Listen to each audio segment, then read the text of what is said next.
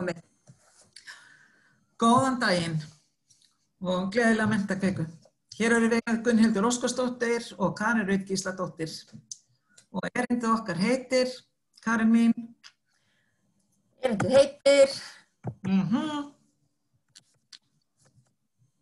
Gunnhildur. Já. Að skapa samtalsrými fjölmenningarlega kennaramenntun, starfstengd sjálfsrými tveggja kennaramenntunda. Fjölmenningarlegt skólastarf. Í fjölmenningarlegu skólastarfi það skarast viðmið og gildi ólíkra menningahópa. Í fjölmenningarlegu skólastarfi mikilvægt að unnið sé út frá menningararfi nemenda og tungumálum þeirra. Til að nemendur fái að vaxa og dafna á eigin forsendum mikilvægt að skólafólk leggi sig fram að skilja og virða ólíka menningarheima sem og að vinna markvisst að því að skapa innbyrðis tengsl þvert á hópa. Fyrsta skrefið í að þróa fjölmenningarlega kennsluhætti að kennarar skuldbindi sig til að kenna öllum börnum. Slík skuldbinding felur í sér að skapa rými til að þróa gagnrýnið hugafar sem gerir einstaklingum kleift að staldra við og ígrunda augnablik sem kunna að jaðarsetja þekkingu og reynslu í ákveðna nemendahópa, þannig að hægt sé að byggja á styrkleikum þeirra í námi. Tilgangur og markmið rannsóknarinnar tilgangurinn var að skapa samtalsrými til að þróa sameiginlega sýn kennaramenntenda við menntavísindarsvið á fjölmenningarlega kennaramenntun.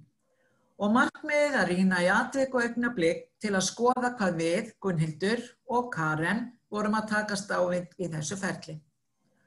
Og rannsóknarspurningin sem við höfðum að leiðarljósi þessi: hvað voru við, Gunnhildur og Karen, að takast á við í ferlinu að skapa samskiptarými meðal kennaramenntenda í tengslu við fjölmenningarlega kennaramenntun? Til að skilja það ferli sem við vorum að fara í gegnum til að skapa samtalsrými meðal samstarfsfólks okkar þá nýtum við hugmyndir Paulo Freire samtalsrými. En hann skilgreinir samtalsrými sem einhvers konar samfund einstaklinga innan tímabundins rýmis þar sem markmiðið að vinna með og umbreyta aðstæðum í gegnum ígrundun og athafnir. Samtalsrými snúast viðleitni einstaklinga í að nefna heiminn, aðstæður og fyrirbæri og í gegnum þá viðleitni að þá birtist heimurinn þeim með nýjum áskorunum sem krefst nýrrar nafnagiftar. Á þann hátt þá erum við stöðugt að skapa og endurskapa heiminn. Til að samtalsrými þrífist þá þurfa viðmælendur að leita leiða til að þróa lárétt samband sem byggist á gagnkvæmu trausti. Og til að það geti orðið verður samtalið að byggja á gagnkvæmum kærleika, auðmýkt og trú á mannkynið.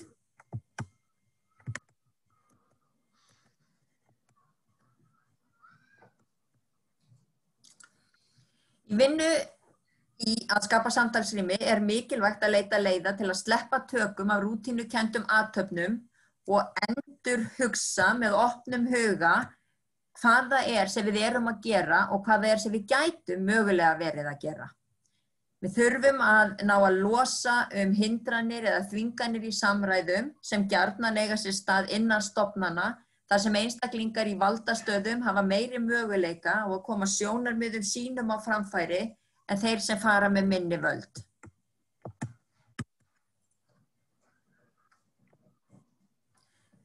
Aðferðafræðileg nálgunin starfstengd sjálfsrýni. Það aðferðafræði sem leggur áherslu á að einstaklingar í starfi skoði eigin hugmyndir, viðhorf og starfshætti og taki ábyrgð á því að stíga þau skref sem þarf í framkvæmd til að brúa bilið milli þess sem maður að gera og þess sem maður myndi vilja vera að gera. Rannsóknartímabilið var frá hausti 2017 til haustins 2019. Og rannsóknargögn voru sjálfsviðtöl, rýnihópaviðtöl og upptökur af fundum. Og gagnagreining fólst í því að greina atvik og augnablik þar sem ólíkar hugmyndir okkar rannsóknir mætast og hvernig við vinnum með þær í ferlinu. Þátttakendur voru 14 kennaramenntendur af menntavísindarsviði með ólíka fagþekkingu og aðferðafræðilega nálgun í rannsóknum. 9 þátttakenda voru af íslenskum uppruna og áttu íslensku að móðurmáli og 5 þátttakenda voru af erlendum uppruna og áttu sér annað móðurmál en íslensku. En hverjar erum við? Gunnhildur Óskarsdóttir er dósent í kennslu á menntunarfræðum og var deildarforseti kennaradeildar árið 2014 til 2018. Áherslu mínar í kennslu hafa einkum verið kennsla ungra barna í grunnskóla, kennslufræði ýmiss konar og alls konar og ég hef brennandi áhuga á vettvangsnámi. Aðferðafræði, mínar rannsóknir hafa hingað til verið að mestu eigindlegar og mínar fyrstu hugmyndir fjölmenningu í skólastarfi get ég sagt að séu svona helst í tengslum við LSP-verkefnið Learning Spaces for Social Justice and Inclusion sem var leitt meðal annars af fólki frá menntavísindasviði og sem tóku þátt í því og einnig var það áhrifarík heimsókn mín til Columbia Háskóla í New York í rannsóknarmissirinu mínu árið 2015. Kari Rut Gísladóttir heiti ég og ég er lektor í kennslu og menntunarfræðum við upphaf þessara rannsóknar og fékk framgang í starfi og var dósent miðbik rannsóknartímabilsins. Áherslu mínar í kennslu hafa snúist félagsmenningarlegt læsi og rannsóknarmiðaða kennsluhætti eða starfendarannsóknir, kennarans rannsakanda. Aðferðafræðin hún er af þessum toga, starfendarannsóknir, kennararannsóknir, fagleg starfsrýni og síðustu ár hef ég haft mikinn huga á að prófa mig áfram með listræna nálgun í tengslu við rannsóknir. Ég kynnist fjölmenningarlegu hugmyndum skólastarf í doktorsnámi mínu við Wisconsin Háskóla í Madison árið 2001 og hef síðan þá verið að móta og þróa þessar hugmyndir í tengslu við eigin kennsluhætti og starfshætti. Já, niðurstöður að sameinast upphafsreit. Skrefin í átt að samtalsrýni. Það eru sjálfsviðtölin, listræn greining sjálfsviðtala og ljóðræn greining. Kynna fyrir ykkur. Að sameinast upphafsreit. Ég bauð til fyrsta fundar. Það var engin krafa frekari skuldbindingu bæra að mæta á fundin. Að ræða leiðir til að skoða hvernig við erum að vinna með kennaramenntundum í tengslu við fjölmenningarlega menntun og við ræddum að það væri þörf á að kortleggja betur áherslur á fjölmenningarlega menntun innan menntavísindasviðs. Áhersla á fjölmenningarmenntun væri í mörgum námskeiðum en óþekkt hvernig unnið var með áherslur innan námskeiðanna.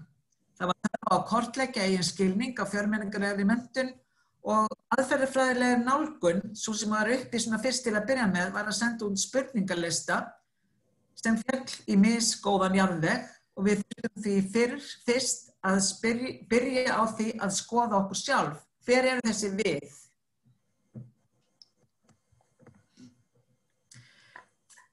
Þegar ég, Gunnhildur, yfirgaf fundinn fannst mér eins og hópurinn væri skrifinn að því að skoða hvort og hvernig fjölmenningarlegum áherslum væri sinnt á menntavísindasviði. Það var samt greinilegt að fólk var með ólíkan fræðilegan og aðferðafræðilegan bakgrunn og það voru ekki allir sannfærðir þá aðferðafræðilegu nálgun sem við stefndum að. Ég sjálf hafði aldrei unnið út frá starfstengdri sjálfsrýni. Ég fann fyrir mikilli togstreitu í tengslu við umræðin spurningalistan á þessu fundi. Ég hef ítrekað upplifað að kennararannsóknir eða starfstengd sjálfsrýni sé ekki metin að verðleikum þegar kemur að menntarannsóknum. Að þessi aðferðafræði og að sú þekking sem verði til í gegnum hana vanti einhvers konar trúverðugleika. Rannsóknir snúast ekki bara samhljóm í hugmyndafræði, það er eitthvað sem ég er búin að átta mig á líka, heldur verðum við að fá tækifæri til að stilla saman strengi aðferðafræðilega líka, sem sagt finna við tilheyrum hugmyndafræðilega og aðferðafræðilega í því rými sem við erum að fara að vinna í. Og á þessum tímapunkti í umræðina aðferðafræðilega nálgun vissi ég að ef ég ætlaði að vera inn í þessu verkefni að þá yrði starfstengd sjálfsrýni að vera einn af aðferðafræðilegu möguleikunum. Og ef við næðum ekki þeirri nálgun inn að þá væri hreinlega ekki pláss fyrir mig í þessu verkefni og ég var alveg tilbúin að sætta mig við það, bara halda áfram samtalinu. Að þróa sameiginlega sýn á fjölmenningarlega kennaramenntun, sjálfsviðtölin. Við ákvaðum í stað þess að fara með spurningalistana, að prófa spurningarnar á okkur sjálfum. Við skiptum í 3 manna hópa og fyrsta spurningi sem við svöruðum var hvernig skiljum við fjölmenningu. Við tókum upp þessi viðtöl við okkur sjálf og afrituðum þau. Og í kjölfari fórum við að greina, eða í greiningu viðtalana, að þá fórum við að heyra áherslur á heimamenningu, að fjarlæga hindranir, styrkleika nemenda, að vinna með viðhorf og skoða eigin viðhorf. Reynsla mín af fjölmenningarlegri kennslu er mjög takmörkuð. Ég hef hins vegar mjög mikið áhuga á henni og ekki sísta persónulegum ástæðum. Ég bjó sjálf erlendis í 4 ár og ég var með barn í skóla í enskumælandi landi. Ég á barnabarn sem í grunnskóla í New York og það hefur vakið mig til umhugsunar. Mér finnst líka mjög mikilvægt að heyra hugmyndir annarra í hópnum. Fyrir þetta verkefni, ég var búin að vinna mikið með fjölmenningarlegar hugmyndir síðan 2001. En ég sem kennari í kennslu heyrnarlausra hef alltaf tekið þessa fjölmenningarlegu nálgun inn í kennslu heyrnarlausra og spurt hvað þýðir þessi fræði í vinnu minni milli þessara menningarheima sem ég er að vinna í. Það er menningarheims hinna heyrandi og hinna heyrnarlausu. Mér finnst ég koma með heilmikla reynslu af fjölmenningu og fræðum sem tengjast fjölmenningu en margir sjá bara táknmálskennara, sjá ekki neitt annað. Þannig að næsta skref í að skapa samtalsrými, þá fórum við í listræna greiningu á sjálfsviðtölunum. Við skiptum okkur í litla hópa og hver hópur eða einstaklingur kom með sínar áherslur úr sjálfsviðtalinu inn í hópinn og saman komst hópurinn að samkomulagi ákveðin skilaboð sem þeir bjuggu til skúlptúr í tengslum til að koma honum á framfæri. Og hver hópur kynnti síðan boðskap sinnar táknmyndar eða skúlptúrs og kynningar voru teknar upp og afritaðar. Karen mætti með fulla ferðatösku af efnum og dóti til að búa til skúlptúra. Erum við alvörinn að fara að búa til raunverulega skúlptúra? Já, sjálfsögðu. Hvað helst að við værum að fara að gera? Ég hafði séð fyrir mér ímyndaða skúlptúra eða eitthvað í þeim dúr. Ég var skeptísk á að fara í gegnum þetta, ekki fyrir mig sjálfa. Ég þarf alltaf að hafa alla svo góða. Ég hafði á tilfinningunni án þess að nokkur segði það. Þá hugsaði ég, ætlaði finnist þetta í lagi. Að eyða 2 tímum í svona vinnu þegar allir hafa nóg að gera. Ég hafði ekki að fólki finnist ekki þess virði. Sjálf mjög jákvæð, mér fannst þetta mjög spennandi. Mér fannst margt vera að gerast. Mikilvægt að kortleggja okkar þekkingu og tengja okkur. En þetta er hægfara ferli. Ég hafði ekki ætlað mér að þvinga vinnubrögðum kennara að rannsaka þessu upp á hópinn, bara að við tækjum þessa nálgun með inn í myndina og letum þau leiða til að skilja og sjá og búa til eitthvað nýtt út frá þessari ólíku þekkingu og reynslu okkar. Mér leið svo lítið á þessum tímapunkti að ég væri komið með verkefnið í fangið og mér fannst þetta ferli gott, en mér leiði samt alls konar. Næsta skref í þessu ferli okkar var að taka kynningar af táknmyndunum og umbreyta þeim yfir í ljóð. Við byrjuðum á því að draga fram kjarnaáherslur í kynningunum með því að stroka út óþarfa orð og svo endurröðuðum við kjarnaáherslum í ljóð. Og út frá þessum ljóðum þá drógum við sameiginlega sýn hópsins. Og sameiginleg sýn mynda 3 meginstoðir. Fyrsta stoðin er að tilheyra, næsta stoðin er mikilvægi gagnrýninnar samræðu og fjölbreyttra sjónarhorna og 3. umbreyting sjálfs, skólans og samfélagsins. Að skapa samtalsrými í átt að sameiginlegri sýn. Hverjir eru helstu lærdómarnir? Jú, það er mikilvægt að skapa rými til að allir geti tjáð skoðanir sínar og hugmyndir. Þetta er bæði vitsmunalegt og tilfinningalegt ferli. Það er mikilvægt að vera til staðar, stöndrum við og gefum okkur tíma. Það er mikilvægt að fanga samtalið til að skoða hvernig við hlustum eða ekki á hvert annað. Takk fyrir. Takk.